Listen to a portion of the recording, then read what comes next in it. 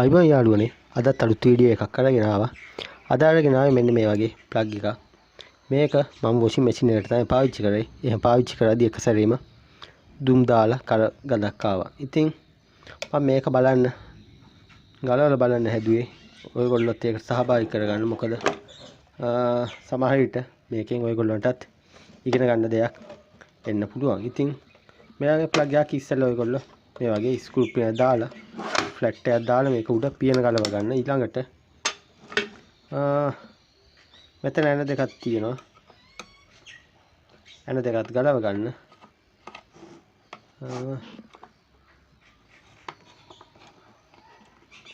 මේ જાතිය ප්ලග් වල ගොඩක් වෙලාට මෙන්න මේ ස්විච් එක වැඩ කරන්නේ තියෙනවා. ඉතින් ඔයගොල්ලන්ට ඉතින් රවුන්ඩ් පින් වගේ ගහ ගන්න අත්‍යවශ්‍ය නැත්නම් මේ වගේ හොඳ බ්‍රෑන්ඩ් එකකින් මෙන්න මේ වගේ ස්ක්වයර් පින් කොටු පින් විතරක් තියෙන එකක් ගන්න. නැත්නම්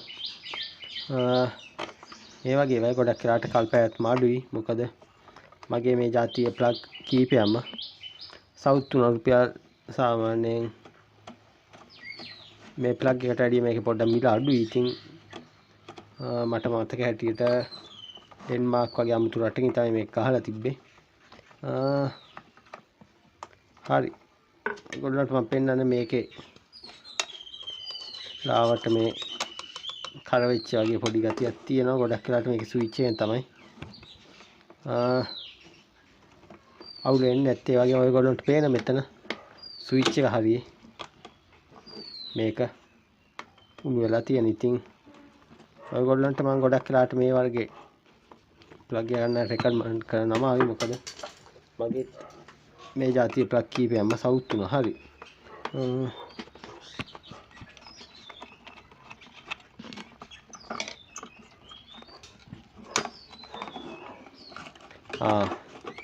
ඔයගොල්ලන්ට පේනවා මෙතන මේක හොඳටම උණු වෙලා. ඉතින් අපිට සිද්ධ වෙන මේක මේ ප්ලග් එක රීප්ලේස් කරන්න. ඉතින් මේ වර්ගේ ස්විච් එක මෙතන උඩින් තමයි උඩ පැත්තෙන් තමයි ඇන ගාලා ගන්න තියෙන්නේ. මෙතන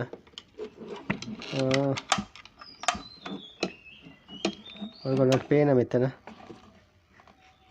අර්ත් එක හොඳයි, නියුට්‍රල් එක හොඳයි, පේස් එක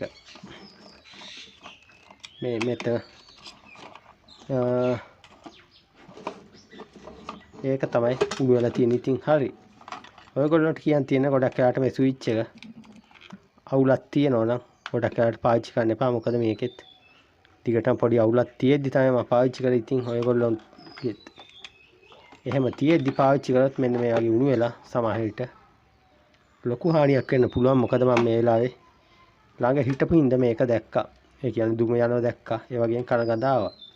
ඔයගොල්ලෝ ඉතින් මේ වගේ ස්විච් එකේ මේ වගේ දෝෂ තියාගෙන පාවිච්චි කරොත් ඔයගොල්ලන්ගේ ගෙදර උපකරණ වලට ගොඩක් වෙලාට හානි වෙන්න පුළුවන්. හරි. මම මේ කපල ගන්න ඔයගොල්ලන්ට කියන්න තියෙන. ඉතින් මේ වගේ දෝෂ තියෙද්දි ස්විච් පාවිච්චි කරන්න යන්න එපා. හරි. ඉතින් ඔයගොල්ලෝ මං හිතනවා අදත් පොඩි දැනුමට යමක් ඔයගොල්ලෝගේ ජීවිතයට ගන්න ඇති කියලා ප්‍රධාන වශයෙන්ම කියන්න තියෙන. ඉතින් දෝෂ තියෙද්දි ඕනම විදුලි උපකරණයක් පාවිච්චි කරන්න යන්න එපා. මොකද මේ වගේ මීටත් වැඩිය හානිදායක තත්ත්ව උදා වෙන්න පුළුවන්. හරි. ඉතින් මම මේක වෙන ප්ලග් එකක් දාගෙන මේක රිපෙයාර් කරගන්නම්. ඉතින් ඔයගොල්ලෝ මේවා ගැන පොඩි අවධානයක් දෙන්න. හරි.